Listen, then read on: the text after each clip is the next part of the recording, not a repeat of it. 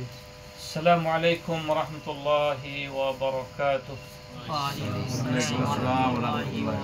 الحمد لله وكفى وسلام على عباده الذين اصطفى. أما بعد، قال الله تعالى: سبحان الذي أسرى بعبده ليلا من المسجد الحرام إلى المسجد الأقصى الذي باركنا حوله إلى آخر الآية. قال النبي صلى الله عليه وسلم: لا تشد الرحال إلا ثلاثة مساجد: مسجد الحرام والمسجد الأقصى ومسجد هذا وغيره كثير من الرواة الذين تحدثوا عن هذا أو عن مفهوم هذا الحديث. সর্বপ্রথম মহান আল্লাহ তাআলার দরবারে শুকরিয়া আদায় করি, যিনি আমাদের আজকে এই শিক্ষা কেন্দ্রে উপস্থিত হয়ে সালাতুল ইশা দোয়ায়ে কুনুতের সহিত আদায় করার তৌফিক দান করেছেন। আমরা বলি আমিন। তো আমি সংক্ষেপে দু একটি কথা বলে আমি শেষ করে দেব ইনশাআল্লাহ। বর্তমান যে ফিলিস্তিন কেন্দ্রিক যে বিরাজমান সমস্যা, সংকটপূর্ণ যে পরিস্থিতি, এই বিষয়টি শুধু ফিলিস্তিনবাসীদের জন্য নির্দিষ্ট নয়, এটা ফিলিস্তিন কেন্দ্রিক নয়, এবং এই বিষয়টি মূলত সকল মুসলমানদের জন্য এবং ফিলিস্তিন এই দেশে অবস্থিত মুসলমানদের প্রথম কিবলা, মুসলমানদের সর্বপ্রথম কিবলা ফিলিস্তিনের মধ্যে অবস্থিত, এবং যে মসজিদের নাম মসজিদুল আকসা, এবং যার চতুর্দিকে বরকতপূর্ণ। যেমন আল্লাহ তাআলা কোরআন কারীমের মধ্যে বলেছেন: সুবহানাল্লাযী আসরা বিআবদিহি লাইলাম মিনাল মাসজিদিল হারাম ইলাল মাসজিদিল আকসাল্লাযী বারাকনা হাওলাহু। বরকতময় আল্লাহ বা পবিত্রময় আল্লাহ, যিনি তার স্বীয় বান্দা অর্থাৎ মুহাম্মদ সাল্লাল্লাহু আলাইহি ওয়াসাল্লামকে মসজিদুল হারাম থেকে মসজিদ আকসা পর্যন্ত ভ্রমণ করিয়েছেন, এবং তার চতুর্পাশে রয়েছে আল্লাহ রাব্বুল আলামিনের নিদর্শনাবলী, আল্লাহ রাব্বুল আলামিনের নিদর্শনা, আয়াত মানে নিদর্শনা, যাতে করে মানুষ এই নিদর্শনাগুলো দেখেই তারা উপলব্ধি করতে পারে শেষ আয়াত পর্যন্ত। তো এই আয়াতকে কেন্দ্র করে আমরা কয়েকটি কথা এখানে এই মুহূর্তে আমরা আলোচনা করতে পারি। প্রথম হচ্ছে, মুসলমানদের প্রথম কিবলা যদি হয় মসজিদ আকসা, তাহলে অবশ্যই মসজিদ আকসার উপরে যদি কোনো হামলা বা কোনো যদি আসে, তাহলে সকল মুসলিমদের ঐক্যবদ্ধভাবে আওয়াজ তুলতে হবে।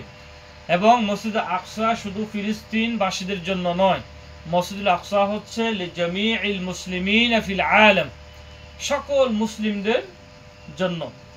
আর 2 নম্বর হচ্ছে, যদি সেখানকার মুসলিমরা যদি নির্যাতিত হয়, তাহলে আল্লাহ রাসূল সাল্লাল্লাহু আলাইহি ওয়াসাল্লামের হাদিস অনুযায়ী আমরাও নির্যাতিত, আমরাও ব্যতীত। শুধু ফিলিস্তিনের মুসলিমরাই শুধু নির্যাতিত নয়, তারা শাহাদাত বরণ করার অর্থ হলো আমরা নিজেরাই শাহাদাত বরণ করলাম, তাদের সাথে ব্যতীত হলাম। মূলত তারা তাদের আত্মত্যাগের মাধ্যমে তারা মসজিদ আকসাকে রক্ষা করার জন্য তারা সেখানে আমাদের মা বোনেরা সর্বাত্মক তারা চেষ্টা চালিয়ে যাচ্ছেন। তো এই জন্য আমাদের অবশ্যই আমাদের মা বোনদের পাশে আর্থিকভাবে এবং দোয়ার মাধ্যমে অথবা অন্যান্য যেগুলো উপযোগী সেই বৈধ পন্থার মাধ্যমে অবশ্যই তাদের পাশে থাকা আমাদের ঈমানি, নৈতিক এবং চারিত্রিক দায়িত্ব। অবশ্যই তাদের পাশে আমাদের থাকতেই হবে। নাম্বার 3, যদি আমরা তাদেরকে বলে যাই, তাদেরকে যদি আমরা স্মরণ না করি, আমরা যদি মনে করি মসজিদুল আকসার এই বিষয়টা শুধু ফিলিস্তিনবাসীদের জন্য, আমাদের জন্য নয়, তাহলে কিয়ামতের দিন আমরা কেউ আল্লাহর কাছ থেকে বাঁচতে পারবো না। কারণ আল্লাহ রাব্বুল আলামিন আমাদের মুসলিম হিসাবে তো সবাই ভাই ভাই। আপনি যে প্রান্তে বসবাস করেন বা আমি যেই স্থানে বসবাস করি না কেন, আমরা মূলত দ্বীনের দিক থেকে আমরা সবাই ভাই ভাই। আপনি সোনারপাড়া থাকেন, আমি মরিচ্ছা থাকি, বা অন্য আরেক ভাই দূরে থাকুক, আমরা সবাই কিন্তু ভাই ভাই।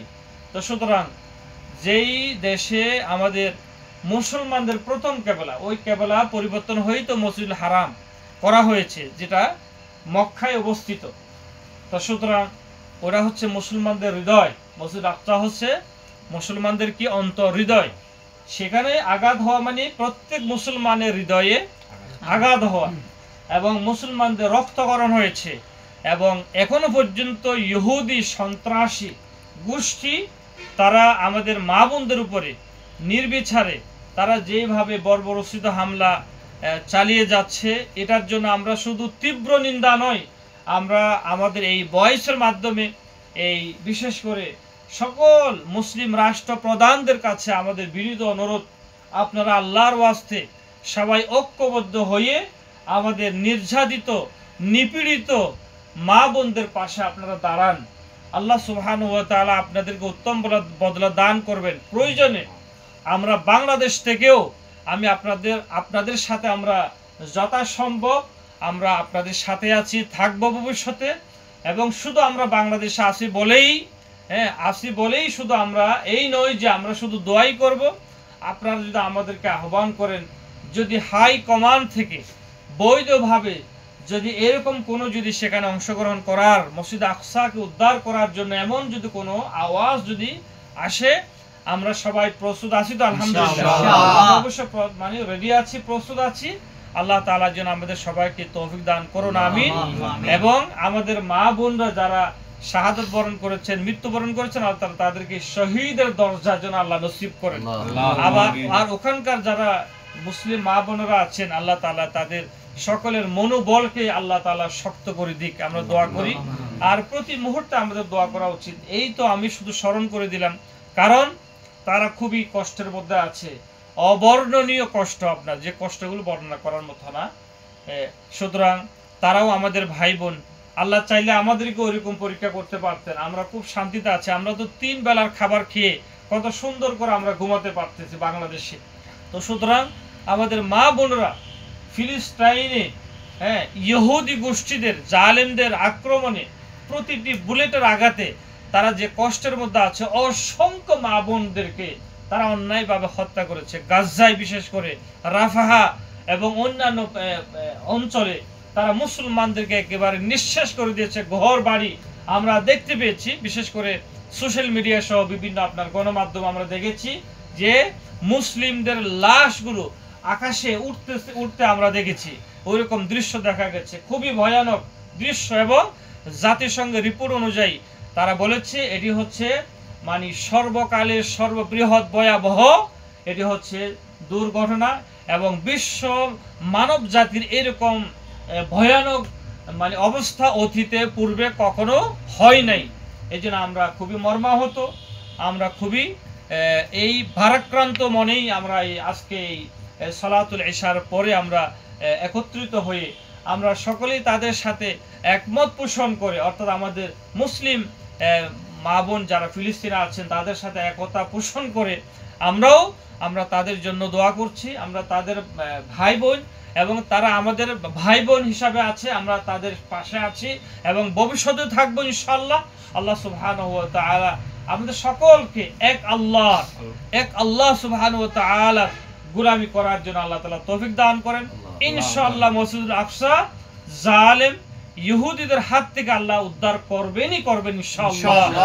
আল্লাহ সুবহানাহু ওয়া তাআলা সূরা আলে ইমরানে বলেছেন, সূরা আলে ইমরানে 139 নম্বর আয়াতে আল্লাহ বলেছেন, ওয়ালা তাহিনু ওয়ালা তাহজানু ওয়া আনতুমুল আলাউনা ইন কুনতুম মুমিনিন, তোমরা হীনবল হইও না, চিন্তিত হইও না, অবশ্যই তোমরাই বিজয়ী হবে যদি প্রকৃত মুমিন হয়ে থাকো।